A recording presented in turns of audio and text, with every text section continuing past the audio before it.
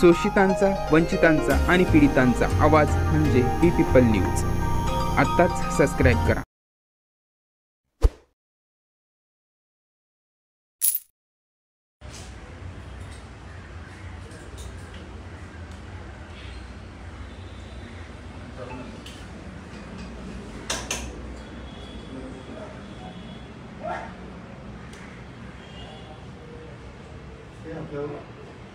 तुम्ही बरोबर आहे ना? कोण आहे? कोण आपण? अच्छा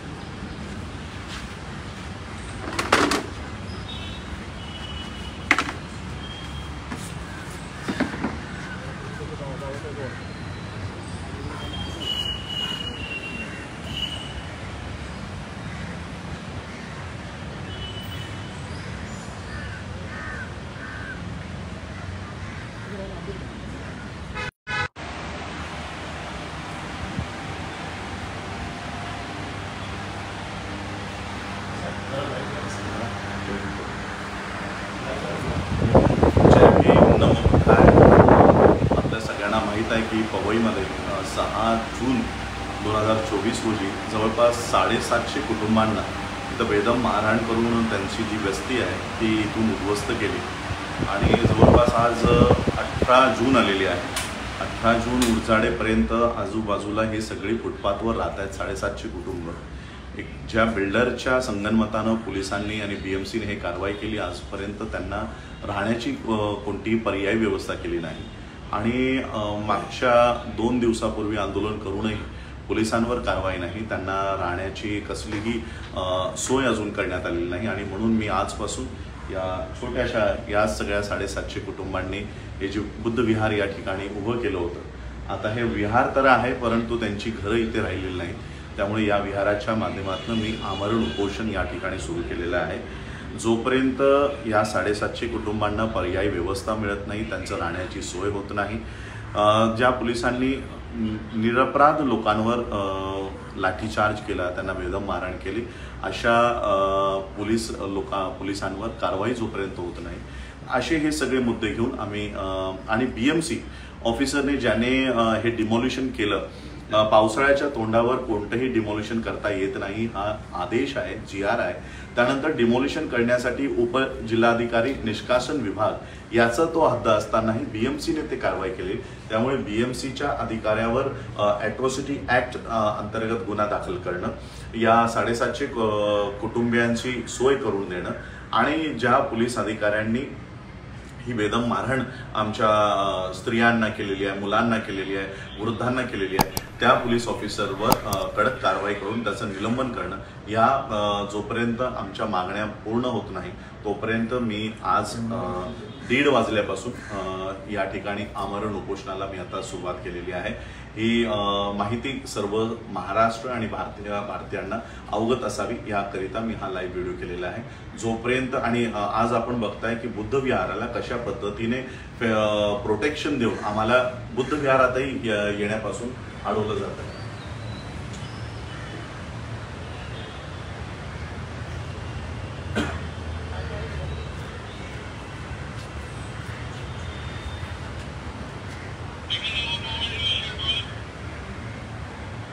म्हणजे एकीकडे बुद्ध विहाराला पोलीस छावणीच्या रूपामध्ये यांनी बदललेलं आहे। आमच्या प्रार्थना स्थळाला किंवा आमचं जे आदर स्थान आहे त्या ठिकाणी पोलीस त्यांचे चपला बूट घालून आमच्या या विहारामध्ये वावरताना आपल्याला दिसत आहेत आणि म्हणून भारतातल्या, महाराष्ट्रातल्या आणि खास करून मुंबईतल्या बौद्धांना मी हे सांगू इच्छितो की कशा पद्धतीने मुंबई पोलीस या ठिकाणचं, महाराष्ट्र सरकार आणि या ठिकाणचं हिरानंदानी बिल्डर या लोकांची युती होऊन कशा पद्धतीने बौद्धांची घरं उद्ध्वस्त करायचं काम या लोकांनी केलेलं आहे आणि म्हणून जोपर्यंत आम्हाला न्याय मिळणार नाही तोपर्यंत मी या ठिकाणाहून जाणार नाही, अशा पद्धतीची मी आज घोषणा करत आहे. माझ्यावर पुढे कोणतीही माझ्यावर हानी झाली, माझ्या जीवितास जर धोका झाला तर या ठिकाणचं मुंबई पोलीस, महाराष्ट्र शासन आणि हिरानंदानी बिल्डर हे या सर्वस्वी या घटनेला जबाबदार राहतील, अशी मी आपल्या सगळ्यांना माहिती देतो. जय भीम, नमो बुद्धाय.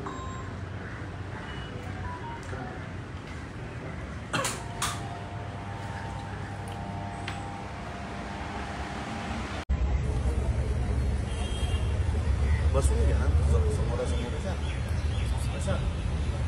जवळून घ्या, म्हणजे आवाज जवळ घ्या. एकदम जवळ.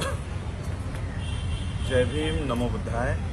आज 18 जून 2024 दुपारी 1:30 वाजल्यापासून मी या ठिकाणी उपोषणाला, आमरण उपोषणाला बसलेलो आहे.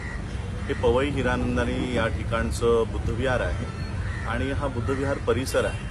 कसलंही मनाई आदेश नसताना पोलिसांनी तिथे बॅरिकेड लावलेले आहेत. हजारो लोक बाहेर उभे आहेत आणि त्यांना आतमध्ये येऊ दिलं जात नाही. या ठिकाणचे इंटरनेटही बंद करण्यात आलेले आहेत, जेणेकरून आम्ही फेसबुकवरनं ही माहिती लोकांपर्यंत जाऊ नये अशा पद्धतीने. आणि म्हणून मी मुंबईच्या आणि लगतच्या बौद्धांना विनंती करणार आहे की या ठिकाणी हजारो लोकांच्या उपस्थितीत या ठिकाणी यावं आणि पोलिसांना एकच प्रश्न विचारावा की या विहारात जाण्यासाठी कोर्टाने कोणती मनाई आदेश दिलेला आहे का. कारण बाहेर बघा, मी कॅमेरा जरा शिफ्ट करा मागे घ्या, पोलीस छावणी बघा कशा पद्धतीने.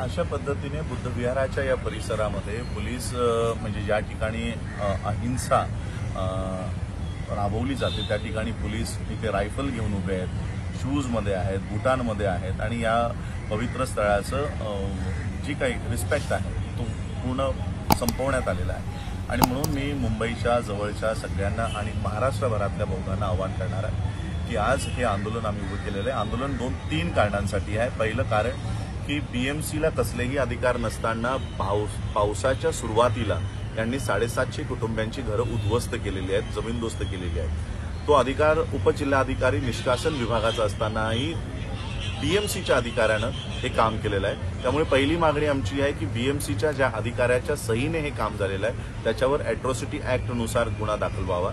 दुसरी की या ठिकाणी पोलीस प्रोटेक्शन बीएमसीने मागवण्यात आलं होतं आणि पोलिसांचं म्हणणं आहे की त्यांच्यावर दगडफेक झाली, मिरची फेकण्यात आली. आम्ही त्याच्यावर कोणत्याही गुन्हेगाराला सोडा म्हणून विनंती करत नाही आहोत, परंतु पोलिसांनी ज्या पद्धतीने लोकांना मारहाण केलेली आहे, गर्भवती स्त्रीचा एका गर्भपात झालेला आहे, 10 वर्षाच्या मुलांना मारलेला आहे, 70-80 वर्षाच्या मुलांना मारलेला आहे आणि म्हणून ज्याच्या नेतृत्वात हे अशा पद्धतीने बेदम मारहाण झालेली आहे त्या सिनियर पीआयला निलंबित करून त्याच्यावरही अॅट्रॉसिटी ॲक्टनुसार हा गुन्हा दाखल व्हावा, ही आमची दुसरी मागणी आहे. आणि तिसरी मागणी की 750 घरं यांनी या ठिकाणी उद्ध्वस्त केलेली आहे, त्या 750 कुटुंबियांचं पुनर्वसन झालं पाहिजे. मुंबईच्याच आमची पहिली मागणी असणार आहे की त्याच ठिकाणी जर हिरानंदानीला त्या ठिकाणी अलिशान टावर बांधायचं असेल तर शेजारीच या 750 कुटुंबियांसाठी एखादी SRE सारखी इमारत बांधून द्यावी, अन्यथा त्याच दर्जाची मुंबईमध्ये कुठेही त्यांना पक्कं घर या पावसाळ्यामध्येच बांधून देण्यात यावं. या 3 मागण्यांसाठी मी आमरण उपोषण करण्यासाठी या ठिकाणी बसलेलो आहे. जोपर्यंत या मागण्या पूर्ण होत नाही त्या ठिकाणावर तोपर्यंत मी या ठिकाणाहून उठणार नाही, अशी माझी भूमिका आहे. ही भूमिका सर्वांना ज्ञात व्हावी याकरिता मी हा व्हिडिओ करत आहे. जय भीम, नमो बुद्धाय. आणि हे आता आम्ही इथे रस्त्यावर बसलेलो आहोत, उन्हामध्ये पावसामध्ये. आता आम्ही इथेच बसणार आहोत जोपर्यंत प्राणत्याग करत नाही किंवा आमचे जे मुद्दे आहेत ते सॉल्व्ह होत नाही तोपर्यंत. आणि पोलिसांचा एक मला प्रश्न आहे की ही उपोषण करण्यासाठी तुमच्याकडे कोर्ट ऑर्डर आहे का. आता कोर्ट ऑर्डर घेऊन उपोषण केलं जातं का, हा माझा कायद्यातल्या सगळ्या तज्ज्ञांना प्रश्न आहे. सुप्रीम कोर्टाच्या लॉयर पासून जजेस पासून ते मुंबई हायकोर्टाच्या जजेस पर्यंत की उपोषण करण्यासाठी कोर्ट ऑर्डरची गरज असते. दुसरं त्यांचं म्हणणं आहे की विहाराच्या बाहेर उपोषण करायचं नाही. मग मनोज जरांगे जर मंदिराच्या बाहेर उपोषण करू शकता, मग आंबेडकर बुद्धविहाराच्या बाहेर उपोषणाला का बसू शकत नाही? काय उपोषण करताना पण मुंबई पोलीस या ठिकाणी जात बघून उपोषण करायच्या परवानगी देणार आहेत का? आणि बघा, ही सगळी लोक या ठिकाणी आमच्यापासून येण्यापासून कसं थांबवून ठेवलेलं आहे.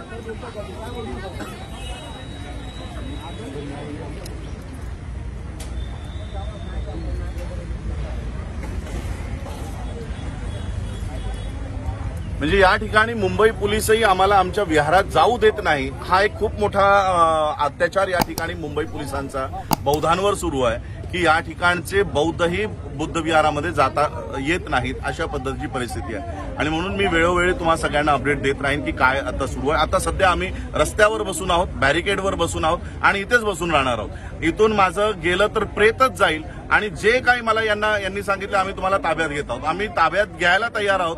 तुम्हाला माझ्यासोबत जे करायचे ते करा. थर्ड डिग्री द्यायची थर्ड डिग्री द्या. मी माझा प्राण माझ्या लोकांसाठी द्यायला हसत हसत द्यायला तयार आहे. आणि त्यामुळे कमीत कमी माझा प्राण गेल्यानंतर तरी आमचे बौद्ध पेटून उठतील, अशा पद्धतीने मी बौद्धांना आवाहन करतो. बस एवढंच मला आजच्या प्रसंगी सांगायचं आहे. जय भीम.